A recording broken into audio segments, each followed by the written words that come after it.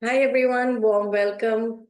Uh, and thank you for joining. If you're here to explore more on conscious parenting, then that definitely shows how much you care, deeply for raising children with more emotional resilience and more kindness. And you also want to have deep relationships, strong relationships with your kids.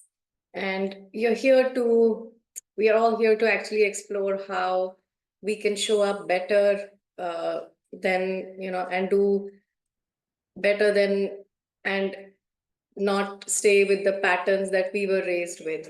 So that's uh, the whole exploration, and we will be here to heal together, grow together in this journey. So we'll start with what is conscious parenting and what are the key concepts, what are the things that we understand from what it means to be a conscious parent. So basically, conscious parenting is an approach to raising children with a strong emphasis on self-awareness, right? Where are we coming from? Being fully present to our own emotional states, having emotional regulation, and a deeper respect between the parent and child.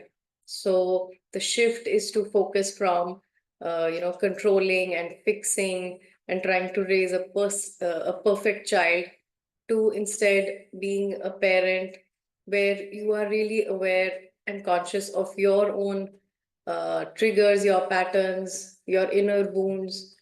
And so, coming from that perspective, to raise a child in a very nurturing space so that they can grow and be their own authentic selves. So this is the idea of conscious parenting. And so it's really about growing our own awareness, and how our inner world impacts their inner and outer world. So that's the exploration. And so some of the key things that we will focus on is, how we have what we call self-awareness before behavior correction. So instead of, saying, what is this, reacting from some existing pattern, we say, what is this triggering in me? And what am I bringing into this moment? So going from there, and then connection over control. We are not trying to, just enforce obedience, and I will, you know, and we see a child as something we guide, and not something, we want to just mold into a certain person that we imagine is the right way to, for that child to be. And see the child as a teacher, basically. So parenting comes, it's self parenting becomes a path for growth, as much for the adult as a parent, and not just for the child. So that's what we are looking at, something we are learning, and they are going to mirror our own patterns, so we learn and grow from there. And so yeah, there'll be like things we'll discuss as we go. But before we go further into all of that, I would just want us to start with some, with a minute of, like, really deeply feeling in your heart gratitude for having the child that you have, the soul that chose you to be their parent. Okay, the children that came into your life, they are the ones who gave you the opportunity to be the parent, and to really deeply in your heart feel the gratitude. Like some of us, I personally have struggled with uh, a long journey of infertility before I could have my child. And so for many years, I struggled. And then finally, when I had my child, it was like maybe at least 6 years or so of that struggle. And even if they just, you could just naturally have children when you wanted to, just still feel the gratitude for, for having that child. And we come to this space with a lot of we bring grace to ourselves, for so far in our journey, what we have done, what we have been able to do, what we have not been able to do. So we just allow space for that.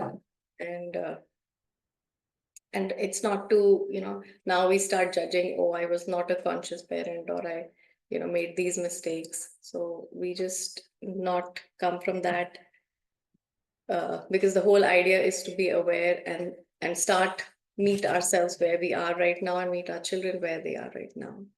So really, this is a place for, self-reflection, where we are, how present we are to our children. There could be some things we need to unlearn, and remember that the most important focus in our parenting is our own selves. It's not mostly about the child, it's mostly about our own selves. And we're coming from the space that conscious parenting is more about being present and more about being instead of more doing. So this is, and what benefits come from this kind of parenting, and I'm sure some of you have experienced this already, is, when I am more aware and more in the present, I will notice where it is that I'm getting triggered, and it will help me become less reactive. I'll become more able to, catch myself in the moment and respond from that space. It will help me to heal old patterns, some of which we didn't even know we were carrying, and really those moments come up in our parenting journey. And of course we experience deeper joy, deeper connection, and strong relationships with our children, which is what we all want, really. So yeah, so with that, I wanted to begin with, if we can, just take a minute to think, when was the last time I was really fully present with my child, or when are the moments that I am most present with my child, uh, without having an agenda, without like I'm trying to teach them, or I'm trying to, have do this exercise with them because of this reason. So the first thing that we want to bring to this is, with our presence, we want to spend more and more time with our children in a space of being agendaless.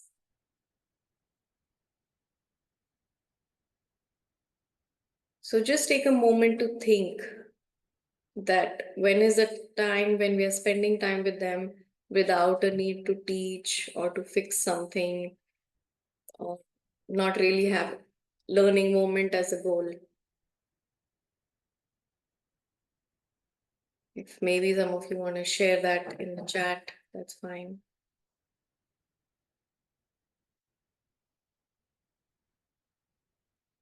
So really, we are looking consciously for times when we spend time witnessing, just being there. And that is really at the heart of conscious parenting.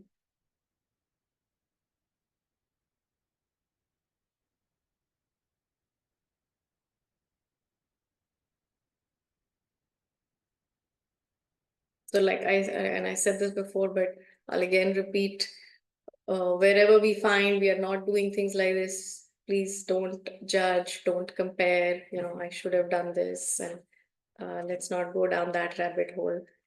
But really, it's just really reflecting on where are the times we do that, and how we can, bring more of those moments, more of those times into our relationship, where we are not trying to have a specific thing to do.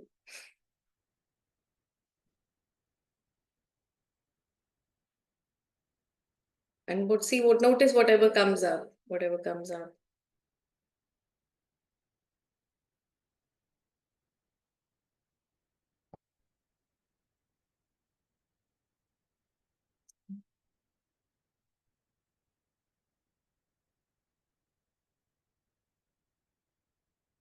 So this is like this kind of question. It's not only that it will create a reflection, uh, but it's something that we will bear in mind when we are, if we need to include more of these moments, we will, kind of keep this in our mind. So just the other day, I was listening to a talk by Tony Robbins. I'm sure you all know Tony Robbins, a very famous motivational speaker.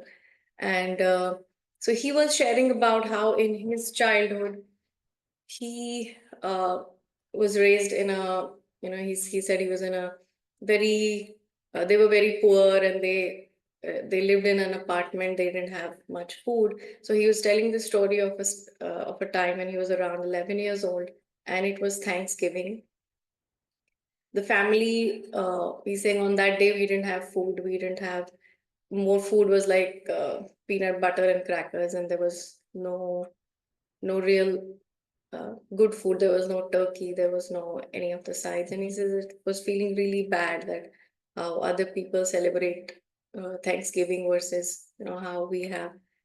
And he goes on to say that on in that day, that morning, somebody knocked on their door, and there was a person standing with bags of food, a whole fresh, a full turkey, and all of the things that you would need to make uh, Thanksgiving meal. So he says in that his father was very upset. He's like, we don't take charity. So he tried to slam the door in that person's face, and he tried that again. He's like, we don't take charity. You can take this away.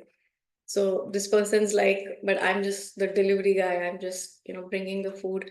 Somebody sent it for your family, and there's no name like for me to take it back. So he's saying, like, eventually his father, this guy says, why do you want to make your kids and wives suffer, because of your this thing. So eventually he says his father relents, and they take the food from that person. uh, but what he says after that is what's the most important part, that he's saying, prior to that, I had believed what my father, what everybody around me had said, that nobody cares for anybody, it's only you for yourself. And he's saying that was all that I knew, and that was all I believed. He says still the day that happened, and it changed my belief that there is somebody out there who cares. And he says that literally changed the direction of his life, that he could see something different than what he had been told and what he had been believing all his life, that no, nobody else cares for you. There's nobody else, and you just have to take care of your own self. There's nobody out there. And he says it really changed me. And like, and then he went on to be this person who, he says, when I started earning, I would started with giving food to one family, then two, and then like hundreds, and then millions, and then at this time, I guess he's done like those hundreds of millions of meals for people who need food, and not just in the US, across the world. So how that one incident changed and had such a huge ripple effect on how many other millions of people, because this child had a different thought, that something changed for him. So I was just thinking about it. It was just, you know when we talk to our children, we basically uh, we are the voice that becomes their internal voice, right? The voice in their head. Because sometimes if we'll also notice how we are talking to ourselves is how our parents spoke to us. Like, you can't do this. If you break something, you drop something, you always do this. So whatever things, if there was a critical voice that they had, or if there was a loving voice, there was a kind voice, whatever it was, that is what's eventually become our internal voice. Or till the time we start noticing that, and start making changes to uh,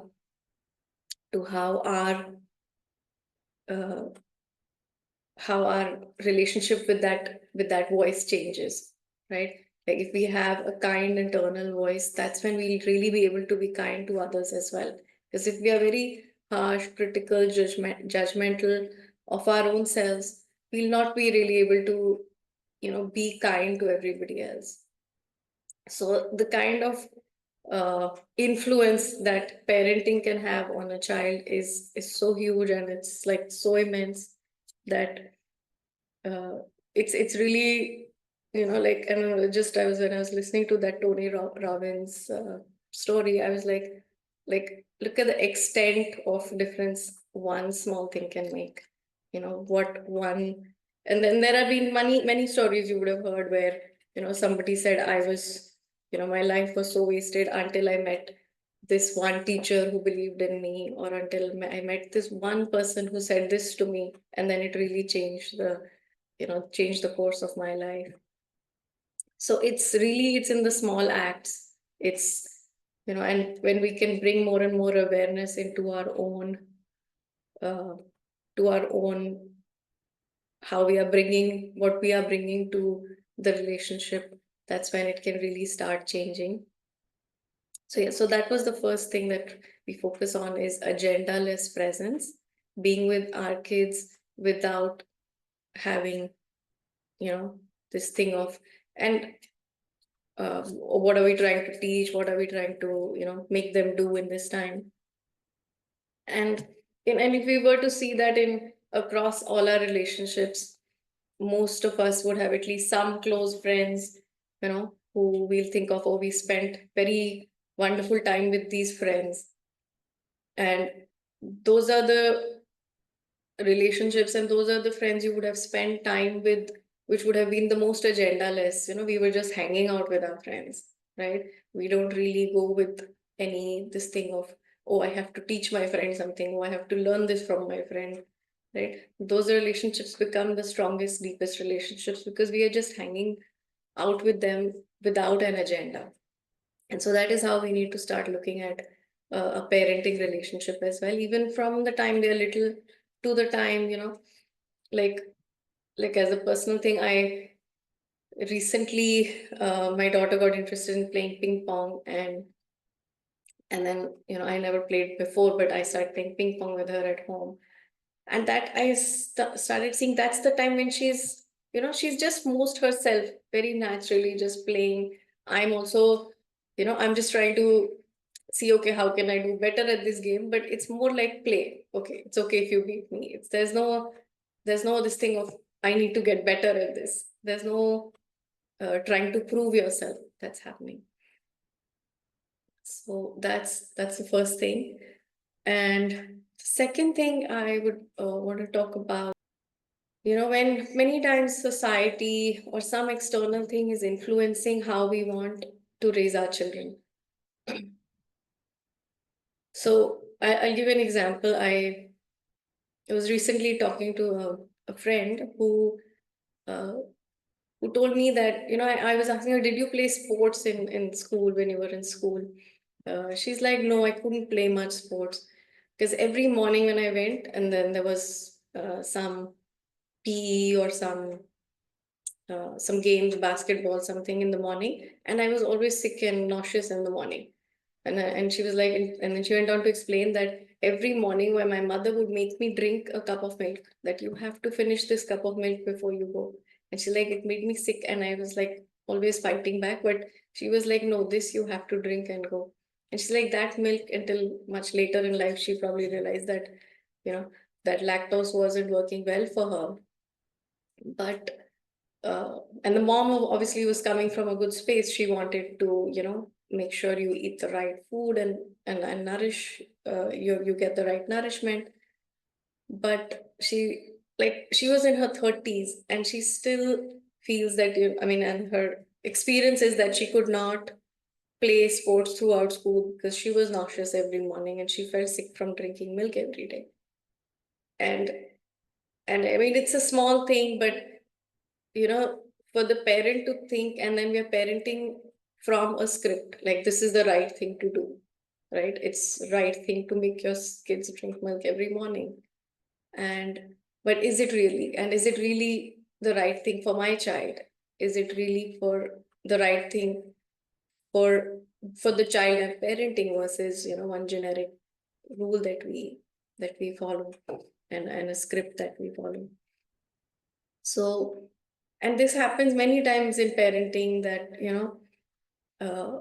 as mothers, as fathers as well, I'm sure that you have this belief that whatever society is telling us, this is what I should be doing. This is, there is some shoulds that we feel we need to raise our kids with.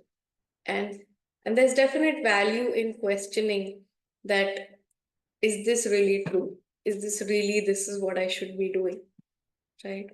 So, and you can think back in your own small ways or big ways. Where is it that you had uh, some some inner voice telling you that this is what, this is how you should be doing, this is what the child needs in this time, but then you went along with whatever it is that society expected, school expected, or this is what my mother always said is the right thing. So where are those patterns, those scripts that we bring into our parenting? So just again, take a minute to reflect. Are there choices that I've made in my parenting? Are there choices I'm still continuing to make in my parenting? Like, could be small things like, if I'm attending, let's say, a wedding function or a party, and there's an outfit, and I want my child to be dressed up in this outfit. And sometimes, I've had it with my daughter. She'll be like, "No, I don't wear this. It's not comfortable on my skin. It's a very pretty thing. It's got a lot of beautiful things happening." But the child is not comfortable wearing that, or comfortable, wearing the shoes that go with that outfit. And then we are like, the child is feeling uncomfortable that, oh, these shoes hurt me. But then we are like, no, but it goes with the outfit. I need a picture in this, right? Could be something as little as that. And then do we make that space and allow and say, no, it's okay. You don't have to wear this. You can, look like, like you don't have the right fit for, or the right uh, outfit that should be the right one for this occasion. But then, wear something that you're comfortable in. Like, it's just a small thing, but are we listening to that our own voice and the voice of the child? Where are we coming from?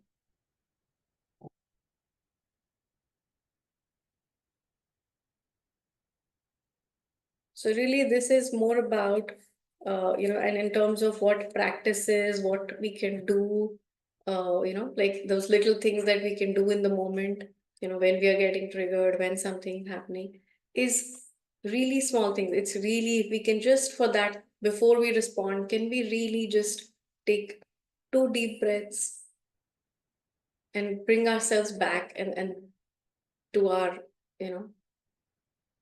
to really being present in the moment, and then respond from what is this child wanting from us. And, or if, like, you have sometimes teenagers, they start becoming, very, what we describe as, oh, suddenly this child has become so rude and they're talking back to me, and this is how they are, they're disrespecting me, right? When they're talking, they're saying things.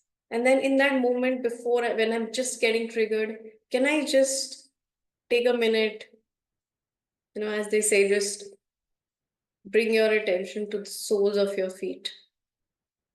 And from that grounded space, can I just take a minute and see, where is this child coming from? What's probably gone on in his day? What's happened today that, the child is behaving or just responding, reacting in this way? Why are they speaking back to me? And if we can just bring that much awareness and that much centering to ourselves before we respond, that interaction can be so much different from the way if it would go, where it was like, oh, how could you speak to me like that? You're so disrespectful. And then we go on, and then it only gets worse from there on. And eventually, what happens is children really shut down. They really stop telling us. When we start reacting in those ways, they stop talking to us. They stop telling us things that, that we would have liked to know. So yeah, I feel it's like I'm just talking. Does anybody want to share anything, or maybe you could write something about any moments like this, and what do you do? What kind of practice? What helps you? So just think of one thing, if you want to share that in the chat. Yeah, and I'll let Vivek. Hi, good evening. So I have two boys. One is 19 and one is 12. So in fact, both of them are totally poles apart. If it's like एक एकदम साफ सुथरा रहता है, एक एकदम, one will keep everything tidy, one will keep everything messed up. One will study nicely, one is like all over the place. So I have different ways of dealing with both of them. Like I spend a lot of time listening to music with my elder son, which is like really which is actually therapeutic for both of us. And with the younger one, we do a lot of research. So, just generally some subject, he'll find something to talk about, and we'll talk about it and we'll research it. So yeah, that's it. Yeah, I just wanted to share. I think yeah, and just being aware. Yeah, I think every time you know you mess up, if you're even aware that you messed up last time, can you take care of it the next time? I think that makes a Yes. lot of difference. So I think that's Yes, something that that's is. always worked with. Yeah, yes, there is immense value in repair. There is immense value in, noticing, and, just that one time if we can apologize, okay, yes, I shouldn't have screamed at you like that. That really, that goes a long way with children, right? And like, when also the other thing is, when you say two kids are very different, of course, they have their personalities, Yeah. they have their, uh, whatever that the soul has brought with them. And also the thing to notice is that we are also very different. If you had two children who are maybe 5, 6 years apart, the parent you were with the first Yeah. child, and then 5 years later, when you had the second child, you and your wife, I'm sure you have also grown True. and evolved and learned. True. And so your parenting, you're really a different person after 5 years, Definitely. after that much Sure, time. sure. Yeah, So, totally. Yeah. so that's also different. So this child has seen a different parent, and this child has seen a different version of a Right. parent, right? Might be the same, but they're not always the same parent. I'm not always the same parent, right? Could be like if some years have passed, or just my growth has, I've evolved in some ways. So yeah, Thank you. that's okay. Thank you for sharing, Vivek. Smita, you want to continue? Yeah, sure. Thank you, Puneet. So, I want to talk about the mirror effect. So, one, this is a very powerful realization as we sort of parent and we think, this is what I want my kid to be. This is how I want my child to be, whether they are young or teenagers or older. I want them to talk to me like this. I want them to talk to others like this. And it's amazing that they're actually little mirrors, and so is everyone else, actually. But with kids, we can see it very clearly and every day and reflected right back at us. They're just reflecting exactly what we do, right? In many, many ways. So if you want them to be kind, it's not about telling them, look, you have to be kind, or telling them stories of how you have to be kind. The biggest impact that it will have is when you can embody that same quality, right?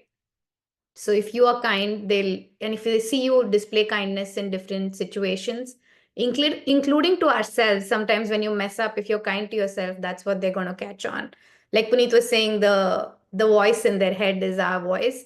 So if we've been like, how can you do this, even to ourselves, and that's what they'll do to themselves as well.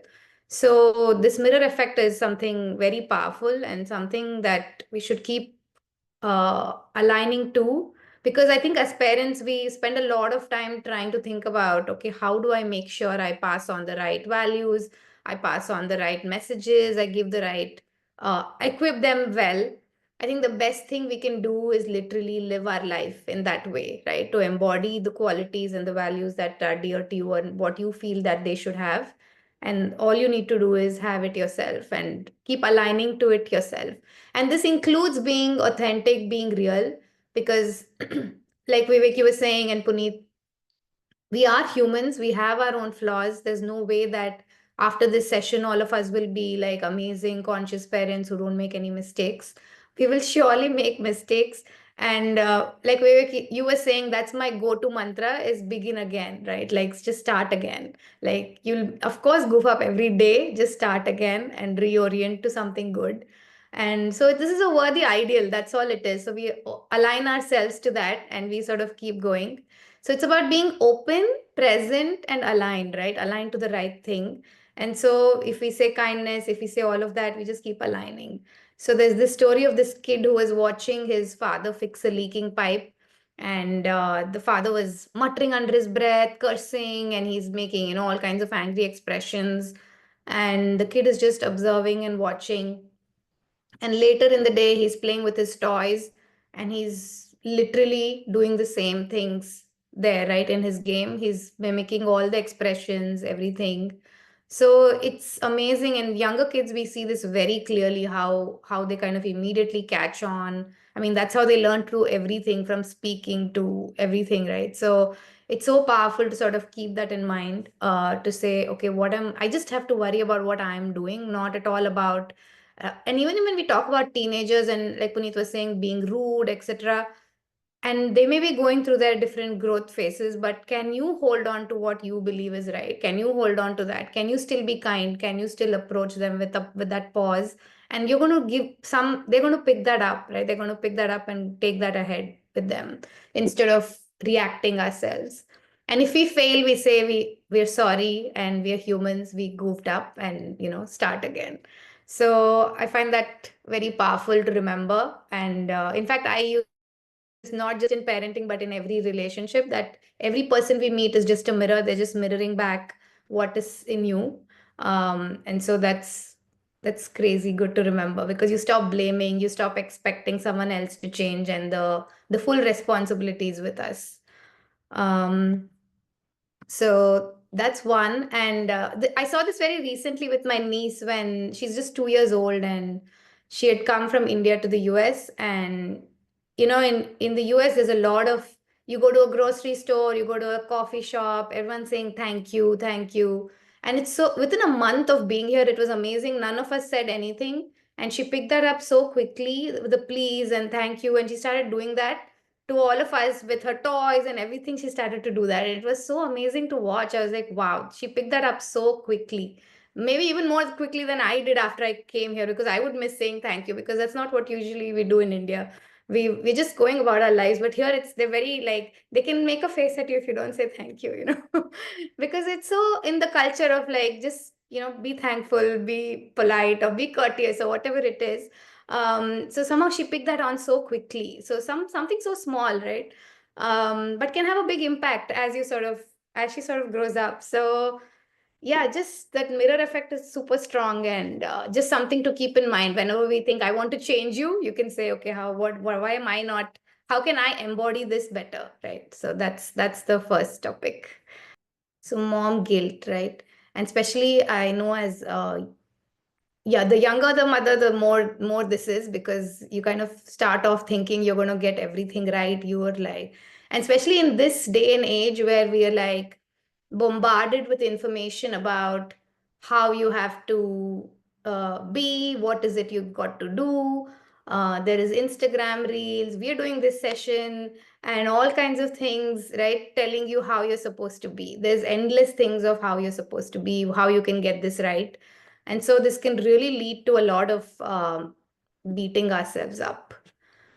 And so this is just a reminder to go easy on that. The begin again is a good mantra, but also to just not take this so seriously, and that we will make mistakes, and just also to be conscious of the fact that in this age we are being bombarded with these kind of um, information that probably our parents and the older generations did not have to deal with.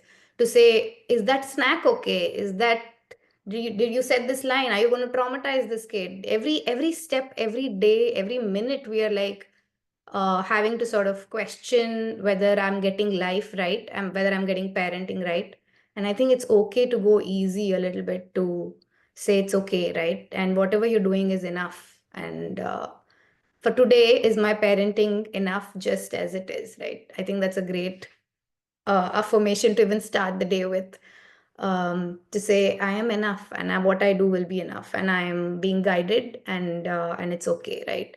Because as Puneet was saying, each of us as souls have chosen our own paths. Our kids have chosen their own paths, and we will fulfill our purpose, and they will fulfill their purpose, no matter what we do. And so, just to keep in mind that we cannot get this wrong, we will be okay, and they will be okay.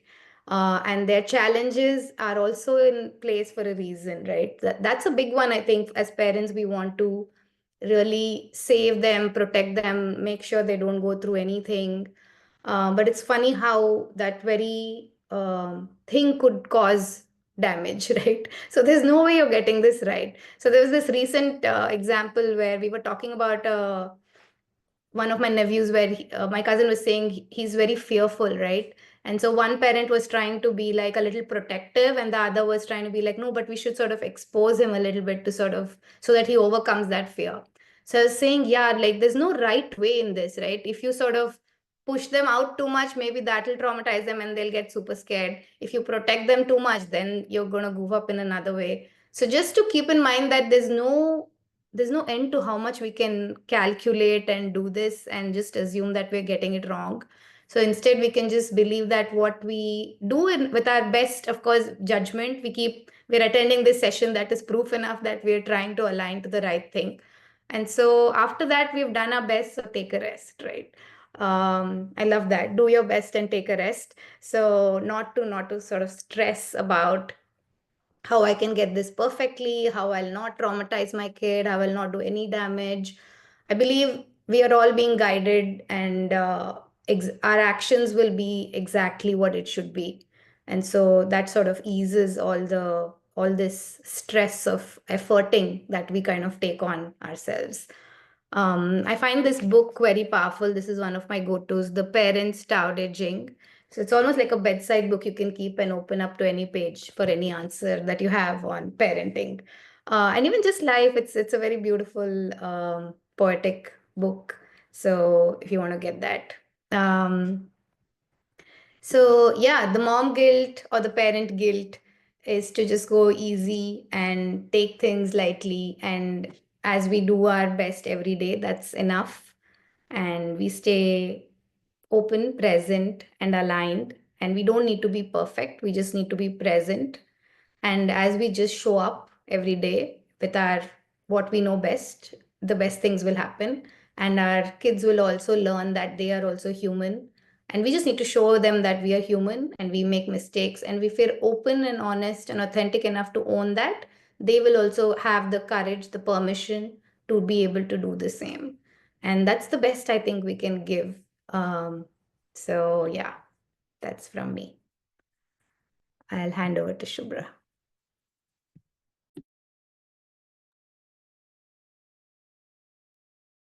Hi. I think between Puneet and Smita, if you're able to follow even 15%, 20% of that, we will be a much better, more conscious parent. I think they covered most of the most important thing, not to feel guilty, to be grateful for the soul that has, come. And then the same thing that they are mirroring. So it's always you can see yourself in them, like where you're going wrong. If you see that they are going too much wrong, just check yourself. So I'll come to the next topic. This I feel is really important: connection before correction. So, uh, simply put, this is something which we probably face all the time: connection before correction. Because correction is something we feel like is our duty, and we are like forever in the mode of what's the right thing for them to do. You may have correction coming from a point of view that these are some of your chores, these are some of the house rules, you keep your books in the place, you keep this, like very simple things like that. And when you see that that's not done, you may come to immediately say, why haven't you put your school bag away or lunch away, or, even small things like that. Or they can be big behavior there's a meltdown and you really need to immediately correct that before, everybody thinks what's going on is out of proportion or judges you. So I'll just say connection before correction. 3 very simple steps we can follow is, first of all, realize where. So the connection before correction, if you're very rooted in your being, if you're coming from a place of love, then there'll be no yelling. You are calm, just like a sea, and then you just say, hey, you haven't done this, do it. But I'm talking about the point where you come from a place like, oh my God, I have said that so many times, and yet this happens, and blah, blah. So we have to see, we have this trigger going up, up, up, and we have to realize, what is it that is triggering me? Am I thinking they are disrespecting my authority? Am I thinking that I have a fear of, somehow this is showing that I haven't exercised my judgment enough that the kid is behaving like that? So there is a fear rooted here. So first of all, before in a meltdown situation or a very big situation where you feel immediately the need to correct, I would say pause and then see where, like, just identify, is it coming from fear? Because fear and love are the opposite. So if there is fear, there cannot be love. If we want to be conscious, we want to be grateful, we want to come from a place where we may not know everything. And as a parent, our duty is to just support and be there and, guide as well as we can. And so just first of all, see if you're coming from fear. And if you are, as Puneet said, like the one good idea would be just, keep your toes on the floor and then, be rooted. You could try that. Or just like take a deep breath, take a break, or, and just a karate chop point, something that grounds you immediately, even little. So you are away from that mode where your temper was rising or you immediately felt the need to correct. And now to connect, just one other point would be to see that there are always two sides of each story.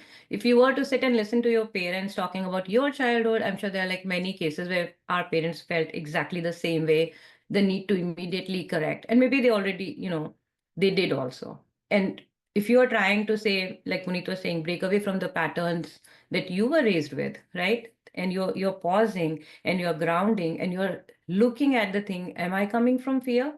Okay, then I ground myself a bit. Now, second thing is, there is always another side to the story. Suppose, for example, I'm coming from a different point. If you make a list of things to do for yourself and you're not feeling well or something else comes up and you switch that, you don't judge yourself because you know that there was a reason that you did it. If the child has strayed from doing what they were supposed to do and they know that's the right thing to do and they haven't done it, there could be another side that they chose to do this because there was a pressing reason, right? So there's always the other side of the story. So one is, are you coming from fear? And pause, ground it. And then the second is, listen to their side of the story. For that, we have to come to that place where we are ready and open to listening. And then the third would be to approach with love. So just try to understand first. And if you still, after hearing the story, you realize that, the kid had her exams coming up, but she still chose to, just waste entire time playing. And then you correct from there. Okay, is this the result that you wanted? Like if you wanted good grades, do you think you should have done that? Something like that, where they are able to, by the time, so the thing is, they expect you to react in a certain way, get that emotional reaction out because they are themselves probably feeling heavier about whatever was the right thing to do, whether it was to study for exam, for example, or whatever. And then when you don't come from that, but you come from a place which is very, very centered and rooted, they feel that safety. And even if they did something wrong, they'll pick it up from there. We are just raising these little souls who are not little in any other way other than the size, right? I'm in no way can claim that I'm way more intelligent than you are just because I was born before you, or so that's what I feel. So help your body, first of all, come into alignment, release all the fear, get grounded, recognize if it was a response coming from fear. And if it was not a response coming from fear, that's the only way it can be coming from love. And that's what you want. So that was a main thing. I face this a lot of times when I have to the urge to say, I mean, how many times, I have to do the same thing because I have 3 kids. And then if I can in that moment, pause and come from, like, calm myself down and then go from there, results differ a lot. So I think that was my take on connection before correction. And I think it's like really an important thing in my parenting journey. If I wanted desired results ever, like things to go calmly, peaceful with love, that has helped me a lot. So wanted to share that. The most amazing thing about being a parent, even before you're a parent, like when you get the news that you're expecting, there's a sudden love which is born. That is an unconditional love, right? When the baby is born, the baby is not giving us anything. We have to take care of the baby in every possible way. Yet, just by being there, just by existing, right? Just you look at the baby, you look at the newborn, you instantly, I mean, even in pregnancy, you take a lot of care of this baby which you haven't even seen. And now the baby is born, and you look at the baby is doing nothing, maybe crying, crying, burping, yelling, pooping, like, throwing up, all the things that you normally would consider gross. But look at this baby, just because that unconditional love is born along with the child's birth. Because the parent is born when the child is born, and then the unconditional love is born. So, what I'm saying is, we need to remember that and just get back to it.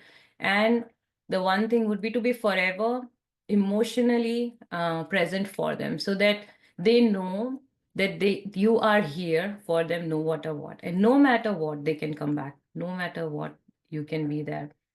Smita shared one of her favorite quotes from a book, The Trunkload of Dunk, and I will just read it.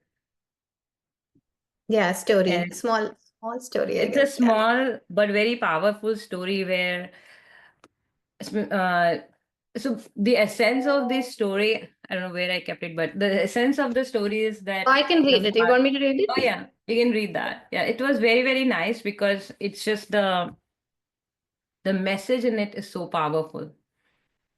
Yeah, I'll read it. Yeah, it's a very powerful message. A great one to align to again. So this is from the book Who Ordered This Truckload of Dung? This book is also an amazing one. And this is on unconditional love, right?